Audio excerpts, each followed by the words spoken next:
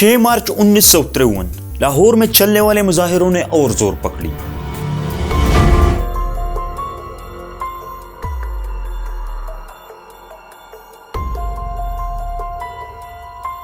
जब मुजाहिरीन पर लाठीचार्ज काम न आई तो पुलिस ने गोलियां चलानी शुरू कर दी।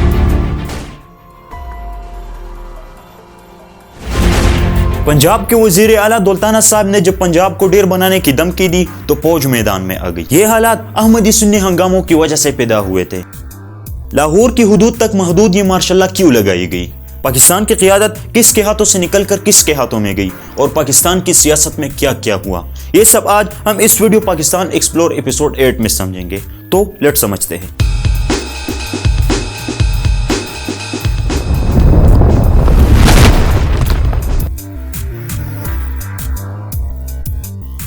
पाकिस्तान के क़याम के बाद पाकिस्तान को बहुत से मसाइल दरपेश थे।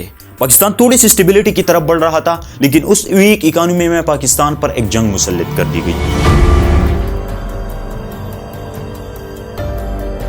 इस कहानी पर लेट समझो ने एक वीडियो बनाई है, उसका लिंक नीचे डिस्क्रिप्शन में होगा, आप देख सकते हैं। जंग से निकलने के बाद भी पाकिस्तान के हालात नहीं संभले। थोड़े से अरसे में पाकिस्तान के अहम रहनुमाओं की वफात हुई, जिसके बाद पाकिस्तान में एक सियासी कशीदगी शुरू हो गई और आराम से उन्होंने आंखें बंद कर दी और कायद-ए-आज़म ने इस पानी दुनिया को अलविदा कह दिया। कायद-ए-आज़म की वफात को अब तक 70 से भी ज्यादा साल हुए। मुजमे में बैठे एक अफगानी बाशिंदे सैयद अकबर ने उन पर गोली चला दी। कायद-ए-आज़म की वफात के बाद 14 सितंबर 1948 को ख्वाजा नजीमुद्दीन पाकिस्तान के दूसरे गवर्नर जनरल बने। लेकिन कहानी यहाँ पर खत्म नहीं हुई। 16 अक्टूबर 1948 को लियाकत अली खान के मौत के बाद उस वक्त के वजीर खजाना गुलाम मोहम्मद वजीर आजम बनने के लिए तैयार था, लेकिन ख्वाजा नजीमुद्दीन ने इस सारे मंसूबे को नाकाम बना दिया। वो खुद वजीर आजम बन गए और गुलाम मोहम्मद को गवर्नर जनरल बना दिया। ये पहला वक्त था जो ख्वाजा नजीमुद्दीन ने ब्यूरोक्रेसी के लिए सियासत में रास्ते खोल दिए। पाकिस्तान बनने के बाद पाकिस्तान के उबूरी आईन में यानी 1935 का एक्ट जो पाकिस्तान ने अपनाया था, उसमें शामिल था कि वजीर आजम की मौत की सूरत में गवर्नर जनरल की यह जिम्मेदारी बनती है कि वो नई काबीना बनाए। लेकिन ख्वाजा नजीमुद्दीन ने उसके बरअक्स किया।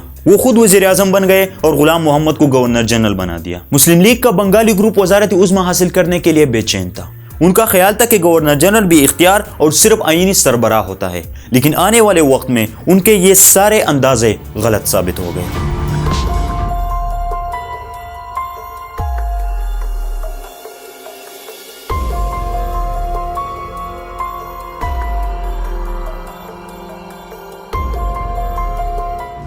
इसी दौर में एक और भी नायाब फैसला किया गया। एक सरकारी अफसर चौधरी मोहम्मद अली को वजीर खजाना बना दिया गया और इससे ब्यूरोक्रेसी के रास्ते सियासत में और भी खुलने लगे। पाकिस्तान की लड़खड़ाती सियासत की कहानी तो जारी थी, लेकिन इसी दौर में पाकिस्तान के शुरुआती मसाइल में एक और मसला फिर से उभरने लगा।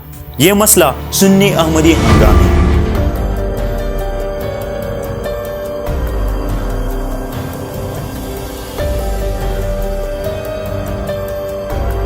हुआ कुछ यूं कि मई 1952 में पाकिस्तान के फॉरेन मिनिस्टर ज़फ़रुल्लाह खान जो कादियानी थे, उन्होंने कराची में कादियानी इज्तिमा से खिताब करते हुए इस्लाम को एक सूखे दरख्त और कादियानियत को खुदा के लगाए हुए पौधे से तशबीह दी, जिससे उलमा के एहसासात को ठेस पहुंची। उलमा ने इस गुस्ताखी का जवाब देना जरूरी समझा। इसी सिलसिले में उलमा ने ख्वाजा नजीमुद्दीन के साथ मुज़ाकिरात किए, लेकिन ज़ाहिरी तौर पर यह मुज़ाकिरात कोई रंग न ला सके। उन्होंने इस मीटिंग में जो नुकात सामने रखी थी, उनमें शामिल था कि ज़फ़रुल्लाह खान को ओहदे से मुस्तफ़ी किया जाए, कादियानियों को काफिर करार दिया जाए और कादियानियों को तमाम सरकारी बड़े ओहदों से मुस्तफ़ी किया जाए। ख्वाजा नजीमुद्दीन ने सरे से उनके मुतालिबात रद्द कर दिए, तो उन्होंने हुकूमत को 1 महीने का और अल्टीमेटम दे दिया, लेकिन फिर भी इन मुतालिबात पर कोई काम न हुआ और बिलाखिर 22 फरवरी को अल्टीमेटम की मुद्दत खत्म हुई। 24 फरवरी को मजलिस अमल के ज़ेर एहतिमाम कराची में खत्म नबूवत कॉन्फ्रेंस हुई। इस कॉन्फ्रेंस में तहरीक तहफ़्फ़ुज़ खत्म नबूवत का ऐलान हुआ, लेकिन 26 फरवरी को पुलिस ने मजलिस अमल के दफ्तर पर छापे मारकर उनके अहम रहनुमाओं के साथ 721 लोगों को गिरफ्तार कर दिया और यहाँ से मजीद एहतजाजात शुरू हो गए। लेकिन इसी दौरान पंजाब के वजीर आला दौलताना साहब ने अपनी कार्रवाइयाँ जारी रखी थी। कराची से भी लोगों ने इन एहतजाजात में शिरकत के लिए पंजाब पर चढ़ाई कर दी। जब हालात सिविलियन गवर्नमेंट के हाथों से निकल गए तो सिविलियन गवर्नमेंट ने 2 मार्च को जनरल आजम खान के साथ एक मीटिंग की। उनको इस मीटिंग में बताया गया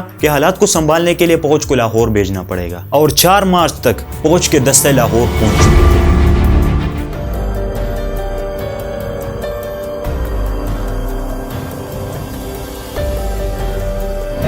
लाहौर को पूरी तरह आर्मी ने कब्जा कर लिया था और हालात तेजी से काबू हो रहे थे, लेकिन इसी दौरान 4 मार्च की शाम पंजाब के वजीर आला दौलताना साहब ने ख्वाजा नजीमुद्दीन को एक टेलीफोन के जरिए कहा कि अगर उनकी मुतालिबात नहीं माने गए तो वो पंजाब को ढेर बना देगा। और उसके अगले ही दिन इस धमकी के रिस्पांस में फौज ने ऑपरेशन शुरू कर दिए। इस ऑपरेशन में 11 लोग मारे गए, लेकिन फिर भी दंगे और फसादात जारी थे। हालात तेजी से काबू से बाहर हो रहे थे तो गुलाम मोहम्मद ने शहर के एडमिनिस्ट्रेशन जनरल आजम खान के हाथों में दी और जनरल आजम खान ने 6 मार्च को लाहौर में मार्शल लॉ इंपोज की और ये मार्शल लॉ अगले 70 दिनों तक कायम रही। इस पूरे हंगामे में 20 लोग जान से मारे गए और 49 के करीब जख्मी हो गए। क्या ये मार्शल लॉ लगाना आईन के खिलाफ वर्जी करनी नहीं थी? इसी सिलसिले में कोर्ट में बहुत देर तक समाअत हुई।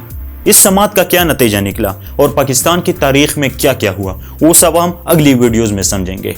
तो तब तक के लिए इस चैनल को सब्सक्राइब करें। मिलते हैं नेक्स्ट वीडियो में।